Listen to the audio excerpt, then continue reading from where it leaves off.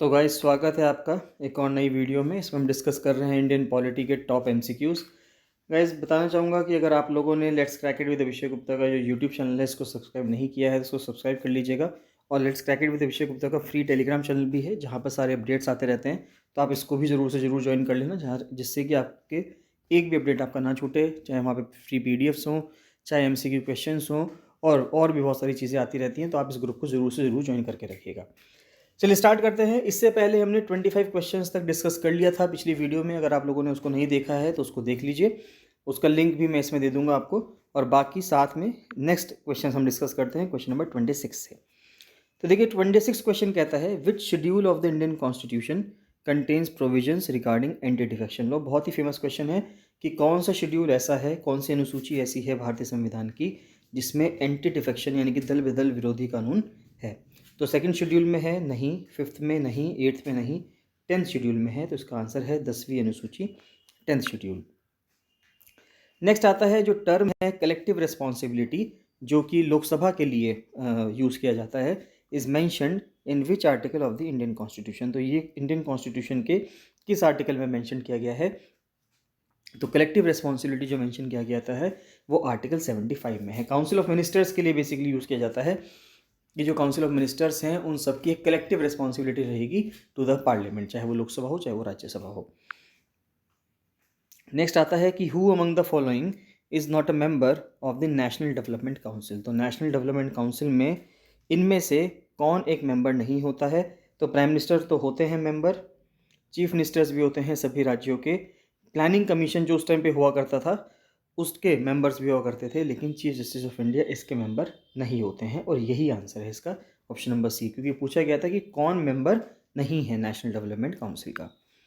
फिर next question आता है कि जो कॉन्सेप्ट है कॉन्करेंट लॉ का इंडियन कॉन्स्टिट्यूशन में, ये हमने बोरो किया है किस कंट्री के संविधान से? तो कॉन्करेंट लिस्ट का कॉन्सेप्ट हमने कहाँ से लिया है? ये कॉन्सेप्ट हमने ऑस्ट्रेलिया से लिया है। तो सी ऑप्शन इसका बिल्कुल सही जवाब है। क्वेश्चन नंबर 30 कहता है कि which article of the Indian constitution provides for the establishment of the goods and services tax council. तो जीएसटी जब लागू हुआ 1 जुलाई 2017 को, तो जीएसटी को इम्प्लीमेंट करने के लिए एक जीएसटी काउंसिल भी बनाया गया, जिसकी हर पीरियोडिक समय के बाद उसकी मीटिंग होती है। तो कौन सा आर्टिकल था जो रिस्पॉन्सिबल है जीएसटी काउंसिल के लिए? तो वो है आर्टिकल 279A। तो आर्टिकल 279A जो है वो इसके लिए रिस्पॉन्सिबल है। फिर नेक्स्ट क्वेश्चन आता है कि the power to increase the number of जजेस in the Supreme Court of India is vested in. तो 31st क्वेश्चन ये कह रहा है कि सुप्रीम कोर्ट में, सर्वोच्च न्यायालय में, अगर हमें जजेस की संख्या, न्यायालयों की जो न्यायाधीश हैं उनकी संख्या अगर बढ़ानी है तो उसके लिए इनमें से कौन रिस्पॉन्सिबल है? तो उसके लिए इसमें से पार्लियामेंट रिस्पॉन्सिबल है। पार्लियामेंट ही नंबर ऑफ जजेस की जो स्ट्रेंथ है वो बढ़ा सकती है सुप्रीम कोर्ट के अंदर। फिर नेक्स्ट आता है कि इनमें से क्या एक क्राइटेरिया नहीं है for the delimitation of constituencies in India. तो डिलिमिटेशन के लिए, परिसीमन के लिए इनमें से कौन सा क्राइटेरिया नहीं है? पॉपुलेशन तो बिल्कुल है, जोग्राफिकल कॉन्टिन्यूटी भी है, लिटरेसी रेट नहीं है, लेकिन एडमिनिस्ट्रेटिव बाउंड्रीज भी है। तो इसका आंसर होगा option number C, literacy rate. तो लिटरेसी रेट यानी कि साक्षरता दर से फ़र्क नहीं पड़ता है कि कौन सा एरिया किस कॉन्स्टिट्यूएंसी के अंदर जाएगा या कौन सी कॉन्स्टिट्यूएंसी कितनी बड़ी होगी। फिर नेक्स्ट आता है जो कॉन्सेप्ट है बाई कैमरलिज्म का इंडियन कॉन्स्टिट्यूशन में, जो द्विसदनीय हमने जो अवधारणा उधार ली गई है, देखा जाए तो भारतीय संविधान में कहाँ से ली गई है? वो यूनाइटेड किंगडम से ली गई है, क्योंकि हमने अधिकतर जो कॉन्स्टिट्यूशन बनाया है वो यूनाइटेड किंगडम को देखते हुए बनाया है, वहीं से हमने सिस्टम लिया है। इसलिए भारत के संविधान को वेस्टमिंस्टर मॉडल भी कहा जाता है। तो इसका आंसर है यूके। फिर नेक्स्ट क्वेश्चन कहता है कि who administers the oath of office to the president of India. तो प्रेसिडेंट ऑफ इंडिया को जो शपथ है वो कौन दिलवाते हैं? तो वो भारत के मुख्य न्यायाधीश यानी कि चीफ जस्टिस ऑफ इंडिया जो है वो उनको शपथ दिलवाते हैं। नेक्स्ट आता है the doctrine of pleasure in the Indian constitution applies to. तो जो डॉक्ट्रिन ऑफ प्लेजर है भारतीय संविधान में वो किसके ऊपर लागू होता है? सुप्रीम कोर्ट के जजेस के ऊपर, हाई कोर्ट के जजेस के ऊपर, ऑल इंडिया सर्विसेज के मेंबर्स पे, या मेंबर ऑफ पार्लियामेंट पे? तो इसका सही जवाब है option number C, all India services के मेंबर्स पे। तो जो ऑल इंडिया सर्विसेज यानी कि IAS, IPS और इंडियन फॉरेस्ट सर्विस के जो ऑफिसर्स होते हैं उनके ऊपर डॉक्ट्रिन ऑफ प्लेजर लागू होता है।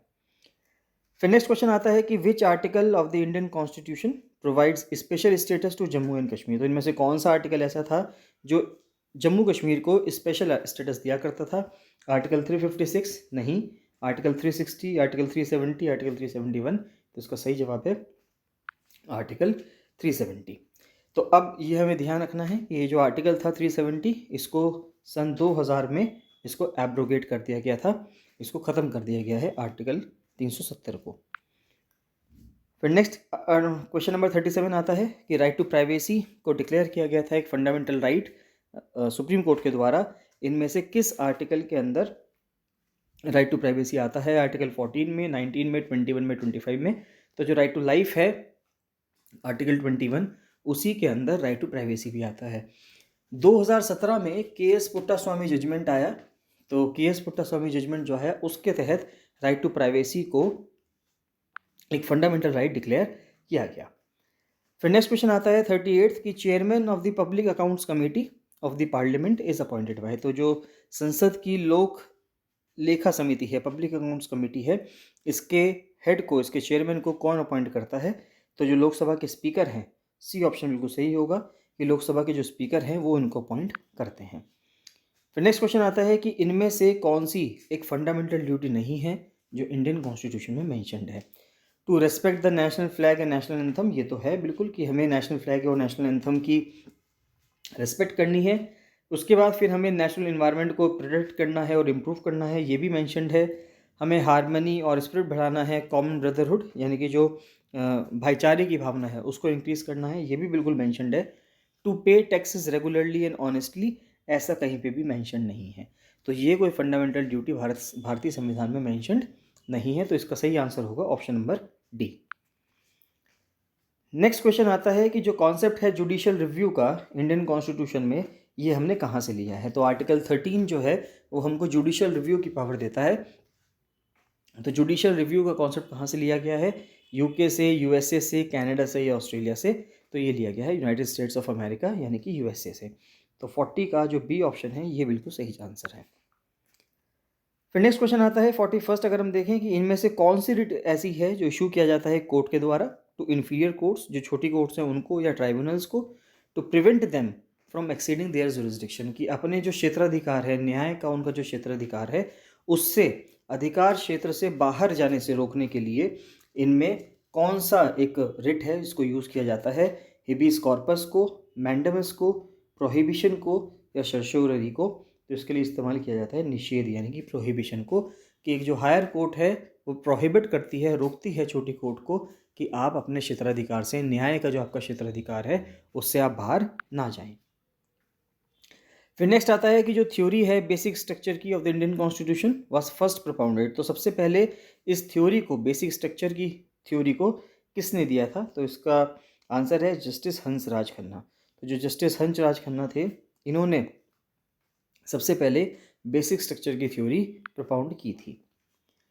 फिर नेक्स्ट आता है कि which article of the Indian constitution deals with the uniform civil code. तो यूनिफॉर्म सिविल कोड बहुत ही फेमस क्वेश्चन है, बहुत ही पुराना क्वेश्चन हो गया है, कई बार पूछा जा चुका है अब तो, कि इनमें से कौन सा एक कोड आर्टिकल ऐसा है जो इंडियन कॉन्स्टिट्यूशन का जो यूनिफॉर्म सिविल कोड से ताल्लुकात रखता है? तो वो है article 44। Directive principles of state policy के तहत ये आता है आर्टिकल 44 के तहत। फिर नेक्स्ट आता है जो कॉन्सेप्ट है कैबिनेट मिशन प्लान का, वो किस चीज़ से एसोसिएटेड था? भारत के पार्टीशन से था क्या, प्रिंसली स्टेट्स के इंटीग्रेशन से, एकीकरण से था, या इंडियन कॉन्स्टिट्यूशन के ड्राफ्टिंग से था, या प्लानिंग कमीशन के फॉर्मेशन से था? तो कैबिनेट मिशन प्लान जो आया था वो आया था drafting of the Indian constitution. तो इसका ऑप्शन नंबर सी जो है वो उसका करेक्ट जवाब हो जाएगा। फिर नेक्स्ट आता है कि इनमें से कौन एक मेंबर नहीं है नेशनल सिक्योरिटी काउंसिल के? तो नेशनल सिक्योरिटी काउंसिल का इनमें से कौन एक मेंबर नहीं है? Prime minister, home minister, chief justice of India या फिर नेशनल सिक्योरिटी एडवाइज़र?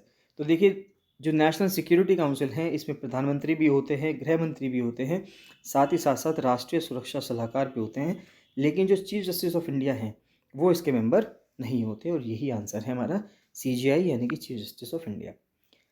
फिर नेक्स्ट क्वेश्चन आता है कि the power to declare an area as a scheduled area rests with. तो यानी कि किसी एरिया को शेड्यूल्ड एरिया अगर हमें डिक्लेयर करना हो, अगर हम देखते हैं कई सारे नॉर्थ ईस्ट के स्टेट्स में हम पाते हैं कि कई सारे एरियाज़ को शेड्यूल एरिया डिक्लेयर कर दिया जाता है। तो किसी एरिया को अगर हमें शेड्यूल एरिया डिस्कस करना है, डिक्लेयर करना है, तो उसकी पावर किसके पास है? किसी गवर्नर के पास है राज्य के, या मुख्यमंत्री के पास है, या राष्ट्रपति के पास है, या प्रधानमंत्री के पास है? तो ये पावर है राष्ट्रपति के पास। तो प्रेसिडेंट ऑफ इंडिया के पास पावर होती है कि वो किसी भी एरिया को शेड्यूल एरिया डिक्लेयर कर सकते हैं। उसके बाद क्वेश्चन आता है नेक्स्ट कि which of the following is not a feature of the 73rd constitutional amendment act 1992। तो 1992 में 73rd और 74th कॉन्स्टिट्यूशनल अमेंडमेंट्स हुए कॉन्स्टिट्यूशन के अंदर, जहाँ से पंचायती राज को और म्यूनिसिपल कॉरपोरेशंस को एक कॉन्स्टिट्यूशनल स्टेटस मिला। तो इनमें से कौन सा एक फीचर नहीं है? तो 73rd का लिए है 3 टायर सिस्टम ऑफ पंचायती राज, ये तो बिल्कुल है। फिर reservation of seats for SCs and STs, ये भी हुआ है, ये दोनों तो हैं। स्टेट इलेक्शन कमीशन भी बनाया है। Uniform tenure of 6 years for all levels, नहीं, ऐसा नहीं है। तो डी ही इसका आंसर है, क्योंकि नॉट अ फीचर पूछा गया था कि 6 साल का टेन्योर नहीं है, 5 साल का ही टेन्योर है इसमें। फिर नेक्स्ट आता है जो कोलेजियम सिस्टम है वो किस चीज़ से एसोसिएटेड है? कोलेजियम सिस्टम से क्या होता है भारत के अंदर? इलेक्शन कमिश्नर्स अपॉइंट होते हैं क्या? नहीं। सुप्रीम कोर्ट और हाई कोर्ट के जजेस अपॉइंट होते हैं क्या? यस, ये इसका आंसर है। गवर्नर्स के लिए नहीं होता है, मेंबर्स ऑफ UPSC के लिए भी नहीं होता है, इन दोनों के लिए नहीं होता है। आंसर है इसका जजेस of supreme court and high courts. तो चलिए इस वीडियो का सेकंड लास्ट क्वेश्चन देखते हैं, फिर नेक्स्ट वीडियो में 25 क्वेश्चंस और डिस्कस करेंगे। तो नेक्स्ट क्वेश्चन कह रहा है कि इनमें से कौन सी एक डिस्क्रिशनरी पावर नहीं होती है गवर्नर के पास? तो पहला है recommending president's rule in a state, okay. दूसरा है appointing chief minister when no party has a clear majority. देखिए ये दोनों तो हैं, ये तो डिस्क्रिशनरी पावर हैं कि प्रेसिडेंट रूल स्टेट में लगाना है या नहीं लगाना है। तो गवर्नर इसके लिए अपने डिस्क्रिशन से, अपने विवेक से प्रेसिडेंट को जो एक परामर्श है वो देते हैं। उसके बाद अपॉइंटिंग चीफ मिनिस्टर, अगर जब भी किसी पार्टी के पास क्लियर मेजॉरिटी ना हो और उस समय पे किसी को मुख्यमंत्री अपॉइंट करना हो, तो उसका अधिकार भी गवर्नर के पास रहता है। Reserving a bill for president's consideration, कि किसी बिल को प्रेसिडेंट की कंसिडरेशन के लिए रखना है, अगर राज्य की विधानसभा विधानमंडल उसको पास कर रहा है तो प्रेसिडेंट उसको पॉकेट विटो के रूप में यूज़ करके या फिर उसको आगे रिप्रेजेंट करने के लिए प्रेसिडेंट को पॉइंट दे सकते हैं, प्रेसिडेंट को वो जो बिल है उसको दे सकते हैं। उसके बाद गवर्नर के पास उसके ऊपर कोई अधिकार नहीं रह जाता। तो सी भी ठीक है, लेकिन एलोकेटिंग पोर्टफोलियोज टू मिनिस्टर्स, ऐसा नहीं है। जो पोर्टफोलियो है, किसी भी मिनिस्टर को जो पोर्टफोलियो देना है उसका डिसीजन स्टेट में चीफ मिनिस्टर करते हैं और सेंटर में प्राइम मिनिस्टर करते हैं। तो ये गवर्नर का रोल नहीं है, गवर्नर को सिर्फ उन लोगों को अपॉइंट करना है। तो नेक्स्ट क्वेश्चन आता है जो कॉन्सेप्ट है सेक्युलरिज्म का भारतीय संविधान में, इसका क्या मतलब है? क्या सेक्युलरिज्म का मतलब है धर्म विरोधी? क्या हम एंटी रिलीजियसनेस में बिलीव करते हैं, या हम रिलीजन का सेपरेशन चाहते हैं स्टेट से, या इक्वल रेस्पेक्ट है सभी रिलीजन्स की, या स्टेट की पेट्रोनेज है माइनॉरिटी रिलीजन्स को? तो आपको बताना है कि सेक्युलरिज्म का कॉन्सेप्ट क्या है भारत के सेक्युलरिज्म का कॉन्सेप्ट ये है कि हम सभी धर्मों की समान सम्मान करते हैं, यानी कि इक्वल रेस्पेक्ट करते हैं सभी रिलीजन्स का। तो गाइज़ आपको ये क्वेश्चंस कैसे लगे? आई होप कि आप लोगों को ये क्वेश्चंस पसंद आ रहे होंगे, आप लोग सॉल्व कर रहे होंगे।